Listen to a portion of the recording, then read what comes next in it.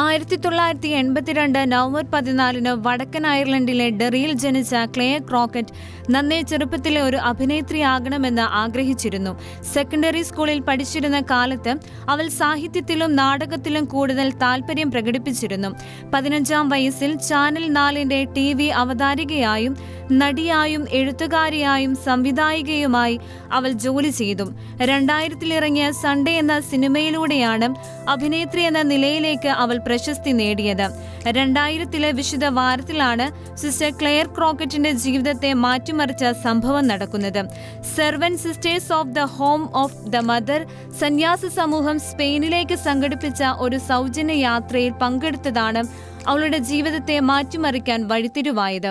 10 ദിവസത്തെ ധ്യാനത്തിൽ പങ്കെടുത്ത ക്ലെയറിന് ധ്യാനത്തിനിടെയുള്ള ദുഃഖവെള്ളിയാഴ്ച വിശ്വാസികൾ കുരിശിൽ യേശുവിന്റെ പാദങ്ങൾ ചുംബിക്കുന്നത് കണ്ടത് പുതിയ ഒരു കാഴ്ചയും അനുഭവവുമായിരുന്നു.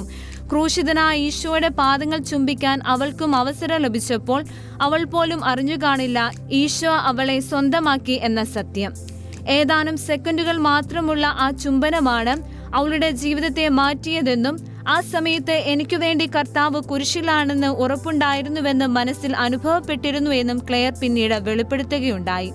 താൻ അനുഭവിച്ചറിഞ്ഞ ഈശോയെ ജീവിതത്തിന്റെ കേന്ദ്രബിന്ദുവാക്കുവാൻ ആഗ്രഹിച്ച് 2001-ൽ തന്റെ 18-ാമത്തെ വയസ്സിൽ പേരും പ്രശസ്തിയും എല്ലാം ഉപേക്ഷിച്ച് servant sisters of the home of the mother സന്യാസ സമൂഹത്തിൽ പ്രവേശിച്ച് 2006-ൽ പ്രഥമവ്രത വാഗ്ദാനവും 2010-ൽ നിത്യവ്രത വാഗ്ദാനവും ചെയ്ത് സ്വജീവിതം ഈശോയ്ക്കു വേണ്ടി സമർപ്പിച്ചു.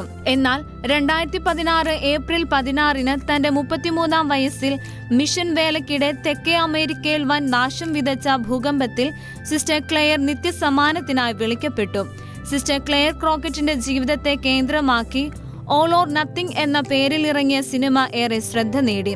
സ്ത്രീത്വത്തിന്റെ പ്രചോദനാത്മക മാതൃക എന്ന വിശേഷണത്തിനും സിസ്റ്റർ അർഹയായി.